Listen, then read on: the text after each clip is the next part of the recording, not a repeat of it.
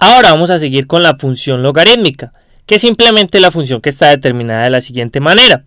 Es y igual al logaritmo en base a de x. Ahora, observemos lo siguiente. ¿Cuál es la definición que nosotros tenemos de un logaritmo?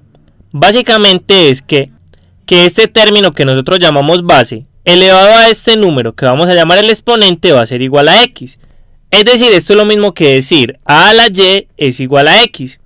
Y observen, esta función logarítmica se nos convirtió en una función exponencial. Pero ¿qué va a pasar en este caso? Que la variable independiente va a ser la y.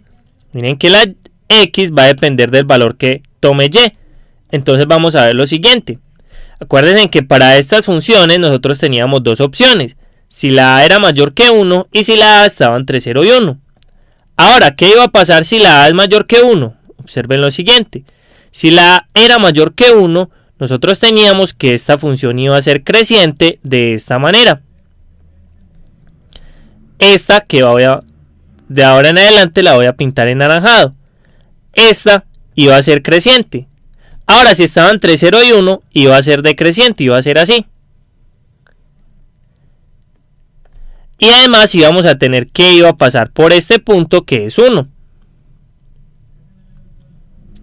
Ahora, ¿qué va a pasar entonces? Observen que aquí esto era a la x. A la x. Y igual a la x. Pero si tenemos x igual a la y, simplemente observen que lo que vamos a tener es lo mismo, pero reflejado en este eje. Es decir, si hacemos lo mismo, nos vamos a dar cuenta de que la función nos va a quedar de esta manera. Si a está entre 0 y 1, va a ser así. ¿Por qué? Porque entre más nos acerquemos a la y negativa, como pasaba aquí en el caso de la x negativa, eso se va a ir hacia 0, se va acercando a 0.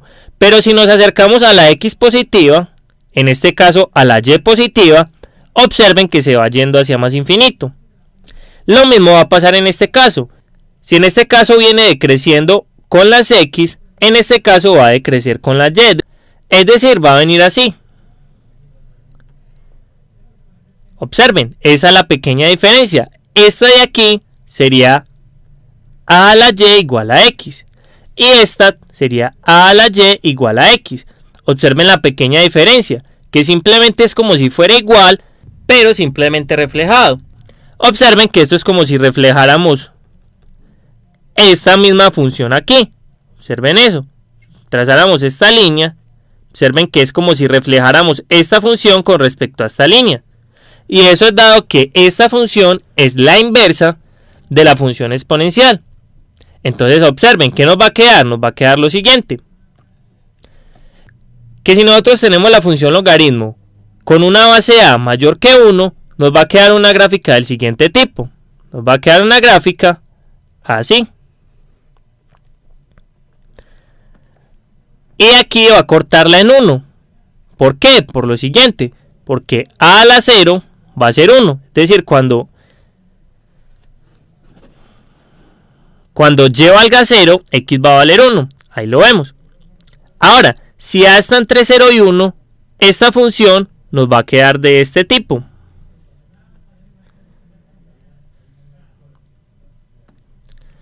Y aquí, ¿qué nos va a quedar? Nuevamente, aquí es 1.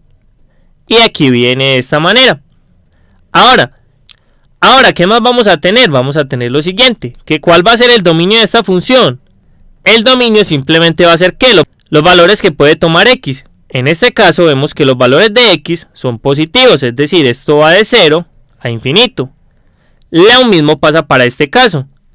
Ahora, ¿el rango cuál va a ser? Observen que los valores que puede tomar y son cualquiera. Es decir, son todos los reales. O lo mismo desde menos infinito hasta infinito. Y entonces aquí nos queda un poco más claro la función logaritmo. Ahora hay logaritmos especiales. Por ejemplo, está este ln de x, que simplemente llamamos el logaritmo natural. Y esto lo que representa es el logaritmo en base e de x. Ya conocemos ese número, es el número de Euler. Y hay otro logaritmo que escribimos así, log de x. Cuando no escribimos aquí la base, recuerden que esto es simplemente el logaritmo en base 10 de x. Esto simplemente es para que lo recuerden, pero debemos tener en cuenta es más o menos el bosquejo que tiene una gráfica de este tipo.